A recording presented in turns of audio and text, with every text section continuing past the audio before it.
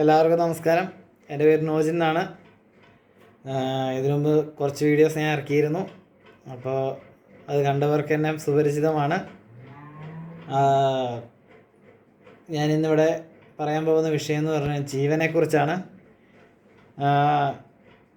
ജീവൻ, അതായത് എല്ലാവർക്കും ഉള്ള ഒന്നുകൂടിയാണ് ജീവൻ.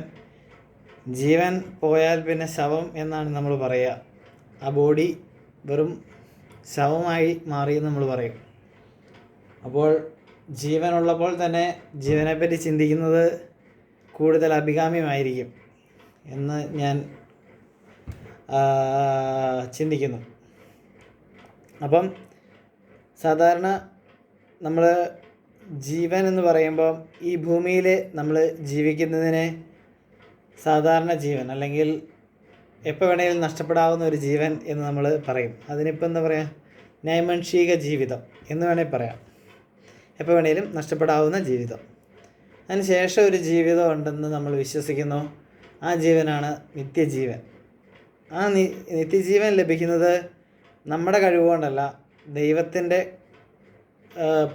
ഓരോ നമ്മളിലുള്ള നമ്മളിലുള്ള പാപവും തിന്മയും മാറ്റി നമുക്ക് നൽകി ഒരു നിത്യമായ ജീവിതം, സന്തോഷത്തിൻ്റെ ആവാം, ദൈവമാണ് നൽകുന്നത്. അത് ഏതാണെന്ന് എനിക്ക് പറയാനായിട്ട് എനിക്ക് യോഗ്യതയില്ല. ആ ഒരു നിത്യജീവിത ലക്ഷ്യത്തിലേക്ക് നമ്മൾ എത്തിച്ചേരും.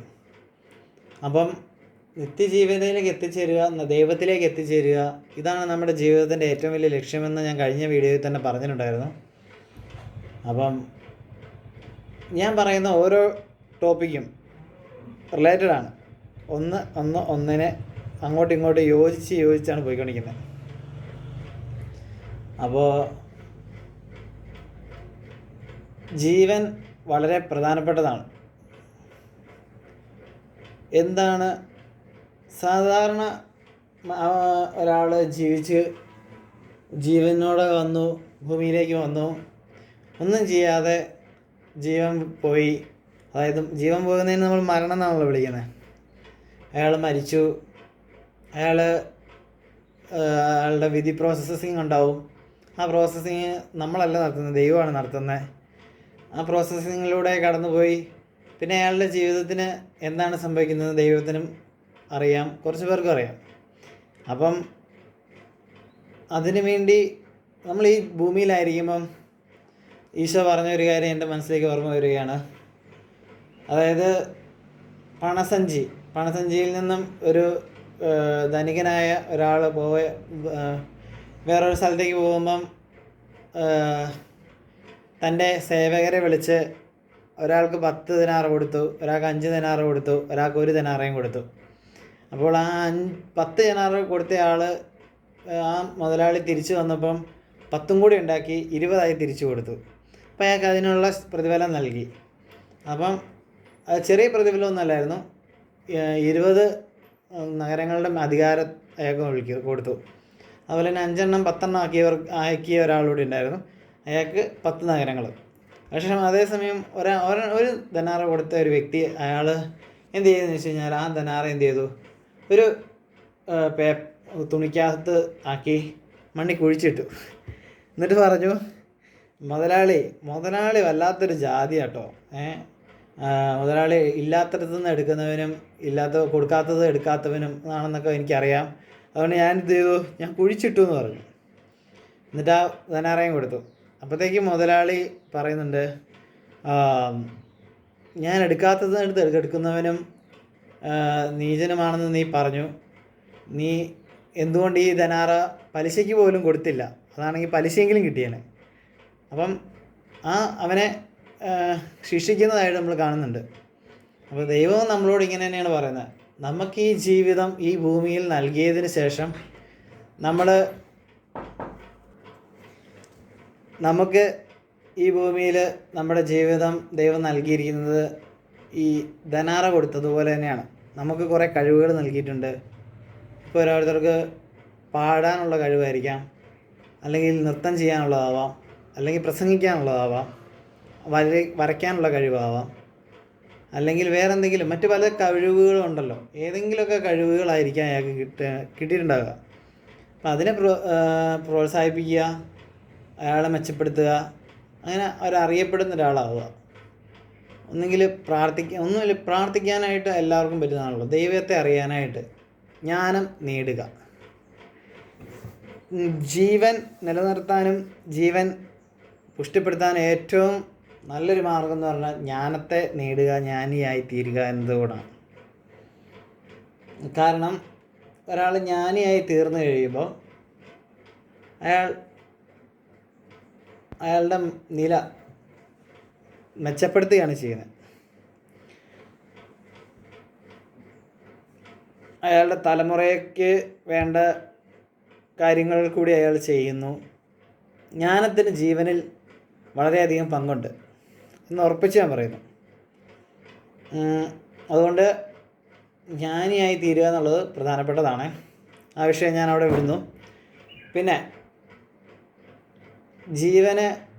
നിത്യജീവനിലേക്ക് കടക്കാനായിട്ട് നാം എന്താണ് ചെയ്യേണ്ടത്? ഫസ്റ്റ്, ദൈവവുമായിട്ടുള്ള ഐക്യം, പ്രാർത്ഥന, ധ്യാനം, അങ്ങനത്തെ കാര്യങ്ങൾ. 2, പരോപകാര പ്രവൃത്തികൾ, സഹായിക്കൽ, ദാനധർമ്മം മുതലായ മറ്റുള്ളവരെ സഹായിക്കുന്നതായ കഴിവുകൾ. 3,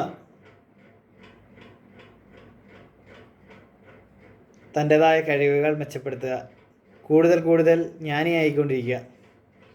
അങ്ങനെ കുറേ ഉണ്ട്.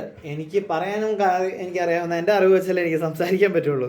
അപ്പോൾ എനിക്കറിയാവുന്ന കാര്യങ്ങൾ ഇത്രയൊക്കെയാണ്. ഇനിയിപ്പോൾ ഓർമ്മയിൽ വരാത്ത കുറേ ഉണ്ടാവോ, അപ്പം അങ്ങനെ ഉണ്ടാവാമല്ലോ. എന്തായാലും നമ്മൾ ജീവനെ നിത്യജീവനിലേക്ക് എത്തിക്കുക എന്നാണ് നമ്മൾ നോക്കേണ്ടത്.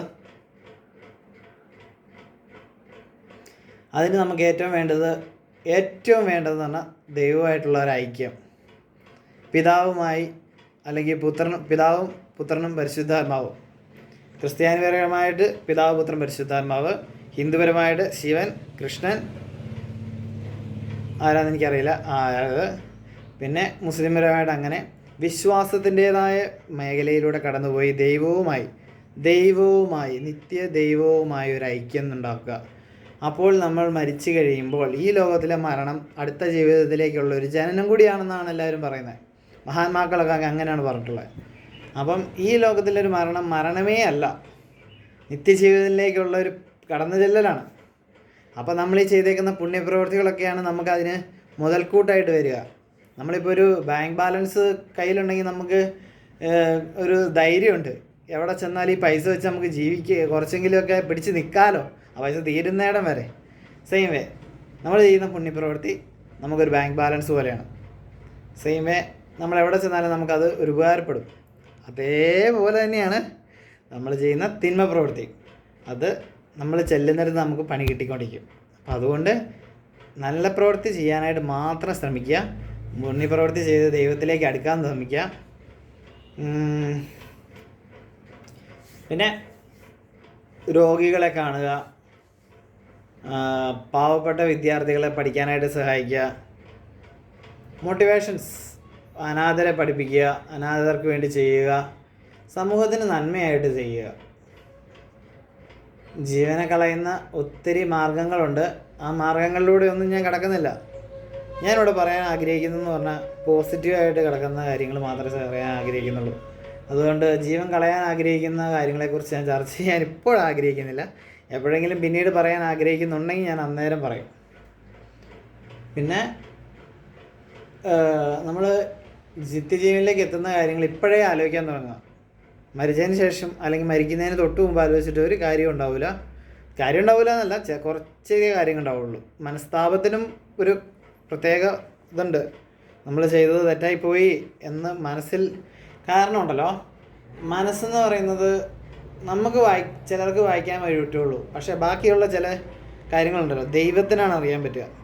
മനസ്സിനെക്കുറിച്ച് അറിയുന്നവർ, ആഴത്തിൽ നമ്മുടെ മനസ്സൊക്കെ പഠിച്ചിരിക്കുന്ന ആളല്ല, ദൈവമാണ് എല്ലാം പഠിച്ചിരിക്കുന്ന ആൾ. അപ്പം ആ ദൈവത്തിൻ്റെ മുമ്പേ നമുക്ക് ഒരു കള്ളത്തരവും ഒന്നും ഒളിക്കാൻ കഴിയില്ല.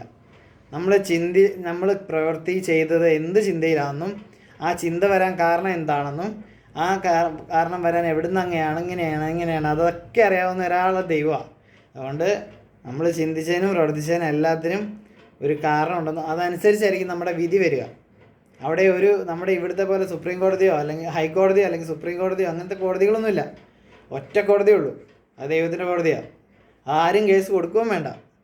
അവിടെ അല്ലാതെ തന്നെ കേസ് വരും, അവിടെ ശിക്ഷയും വിധിക്കും. അതിനുശേഷം നന്മ ചെയ്തവർക്ക് സ്വർഗവും ശുദ്ധീകരണ സ്ഥലം നരകം, 3 സ്ഥലത്തേക്കും ആൾക്കാരെ പറഞ്ഞു വിടും. അതാണ് കാര്യം. പിന്നെ ഞാൻ ഇന്ന് ഇത്രേ പറയാൻ ആഗ്രഹിക്കുന്നുള്ളൂ. ഞാൻ നിർത്തുകയാണ്.